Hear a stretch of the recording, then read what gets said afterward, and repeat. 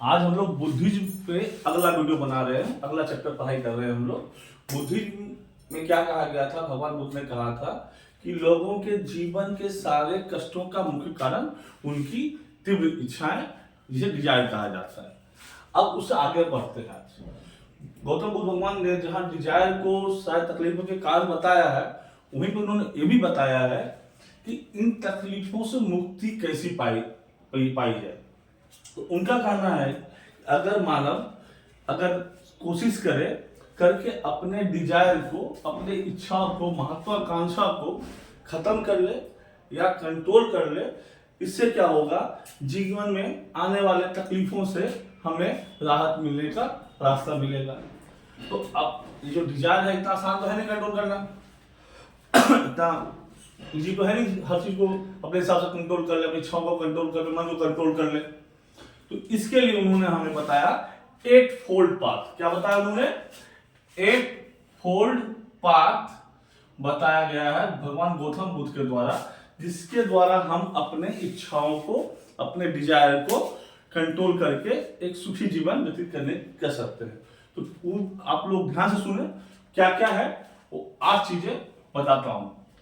अष्टम मार्ग से कहा जाता है, भगवान गौतम बुद्ध ने कहा है, right understanding, right thought, right action, right livelihood, right effort, right speech, right mindfulness, right concentration. फिर से रिपीट कर रहा हूं बच्चों समझने के लिए। Right understanding, right thought, right action, right livelihood, right effort, right speech, right mindfulness and right concentration. ये 8 बार बताया गया है बुद्धिज्म में, जिसके द्वारा हम अपने डिजायर को कंट्रोल या खत्म किया जा सकता है। तो 1 बाय 1 8 चीज पर थोड़ा सा फोकस डालते हैं बच्चे। राइट अंडरस्टैंडिंग, राइट अंडरस्टैंडिंग मतलब बच्चों क्या हुआ, अपने जीवन, अपना शरीर, अपना परिवार, अपना परिवेश को अच्छे से समझने की जरूरत है। हमारी समझ, हमारा इच्छा, हमारा परिवार, हमारी शारीरिक इच्छा, इन चीजों को सही ढंग समझना चाहिए। हमें जरूरत किसी चीज की है या नहीं है, जरूरत नहीं है फिर भी हमें चाहिए तो क्या तकलीफ मिलेगी। इसलिए सही तरीके से राइट अंडरस्टैंडिंग अपने जीवन पे, अपने शरीर पे, अपने सब चीज पे होना चाहिए। राइट थॉट क्या? राइट थॉट सही सोच। अगर आपका सोच सही होगा तो कदम आपका सही बढ़ेंगे। अगर सोच सही होगा आपका तो कदम भी आपका सही बढ़ेंगे और सही दिशा में जाएंगे। इसलिए सही जानकारी, सही समझदारी के साथ सही सोच भी होना चाहिए। अब अगला पे आते हैं। अगर आपको क्या चीज जरूरत है, क्या नहीं समझ गए, अगर आप सब समझदारी आ गई आपको, अगर अच्छा सोच भी चल रहा है तो फिर क्या होगा, अच्छा उसका एक्शन होगा, उस सोच का, उस समझदारी का रिजल्ट क्या होगा, अच्छा सोच में परिवर्तन होगा। अच्छा सोच परिवर्तन कहां करेगा? अच्छे एक्शन में। तो क्या होगा? Right action. क्या होगा? Right action. राइट एक्शन से क्या होगा, आपकी क्रिया जो होगी वो सही होगी। अब देखिए यहाँ पे, अच्छा जानकारी, अच्छी समझदारी आपके पास है, अच्छा सोच है, तो क्या हुआ, अच्छा एक्शन हुआ। अगर ये अच्छा एक्शन होने से क्या होगा बच्चों, अगर हमारा क्रिया सही है, दिनचर्या सही है, एक्शन सही है, तो क्या होगा, लाइवलीहुड, राइट लाइवलीहुड, वहां से भी किसी प्राप्ति हो जाएगी, अच्छे जीवनचर्या की, अच्छे दिनचर्या की। अच्छे जीवनचर्या होने से क्या हो जाएगा, अगर हमारा समझदारी अच्छी है, सोच अच्छी है, क्रिया अच्छा है, दिनचर्या और जीवनचर्या अच्छा है, तो हमारा प्रयास हमेशा होगा सही चीजों की तरफ होगा, सही कामों में होगा, सही दिशा में होगा, सही कार्य में होगा। तो क्या बनेगा, राइट एफर्ट्स। इन सब चीजों से क्या होगा, अगर आपका सब चीज सही है, सोच सही है, जीवन सही है, क्रिया सही है, दिनचर्या सही है, तो ऑटोमेटिक आपकी जो स्पीच है, आपकी जो जबान से निकलने वाली भाषाएं हैं, जो शब्द होंगे, जो वाक्य होंगे, जो आपकी सोच है, वही तो व्याख्या करती है अपना स्पीच में, तो वो सही हो जाएगी।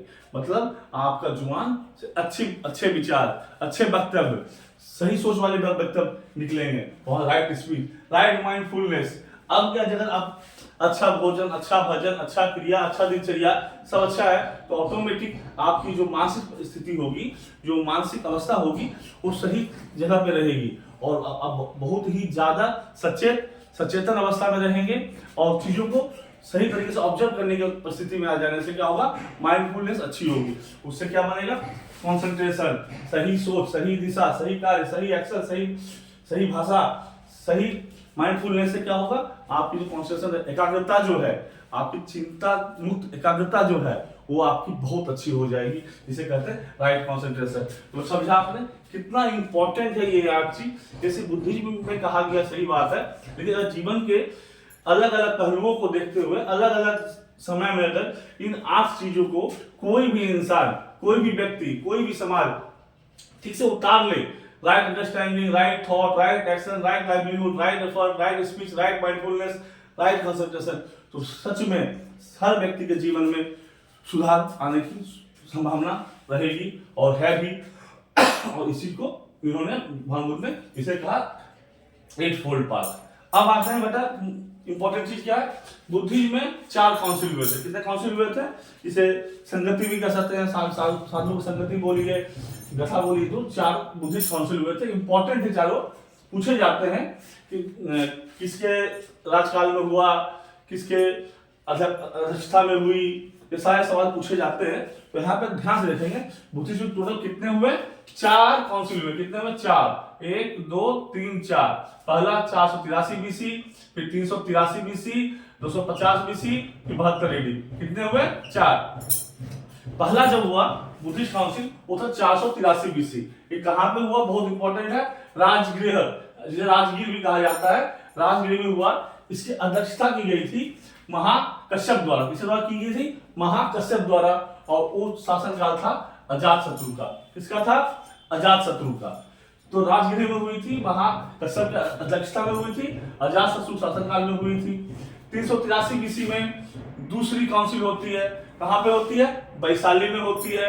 इसको सबकामी ने अध्यक्षता की थी। और ये काला अशोक, इंपॉर्टेंट है बच्चों, अशोक का काला अशोक अंतर है, काला अशोक के शासनकाल में हुआ था।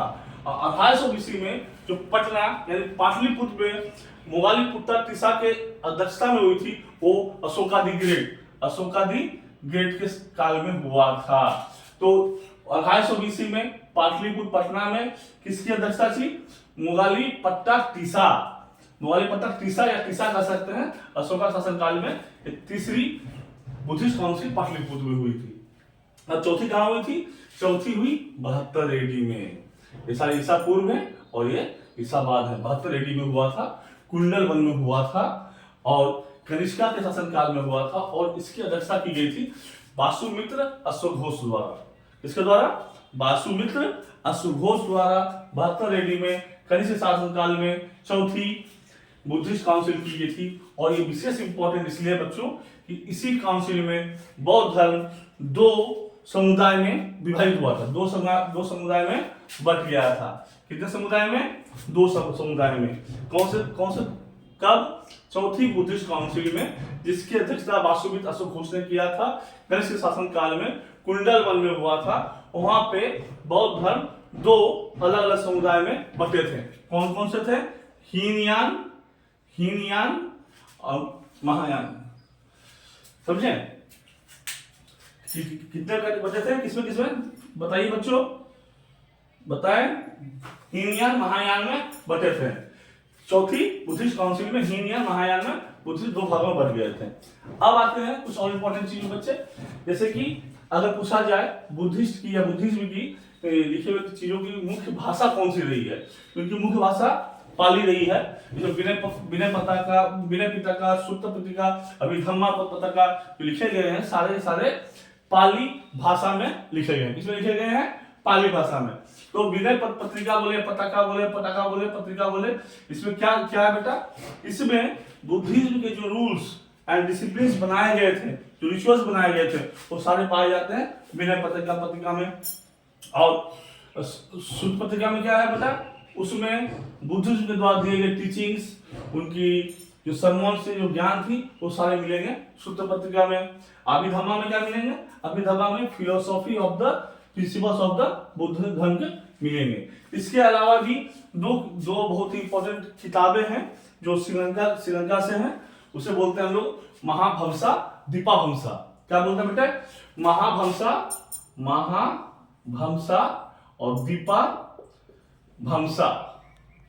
याद रखें, श्रीलंका के हैं ये दोनों किताब इंपॉर्टेंट है, दोनों इंपॉर्टेंट है। समझा बच्चों? अब बताते हैं, इसके अलावा बुद्धि में एक और चीज बताया था साधारण लोगों को जीने के लिए, मध्य मार्ग।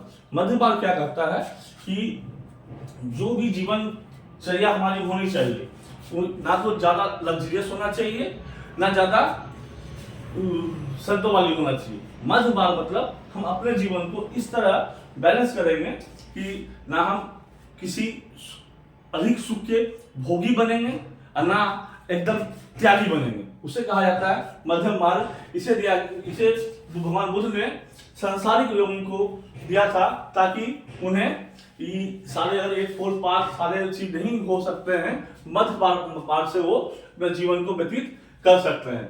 तो बच्चों हमारे चैनल को सब्सक्राइब करते रहिए, जुड़े रहिए, लगे रहिए। कौन से चैप्टर में कब कहाँ पढ़ना है उसे कमेंट में डालिए, वो चैप्टर पढ़ाई जाएगी आपको। हमारे साथ जुड़े रहने के लिए धन्यवाद।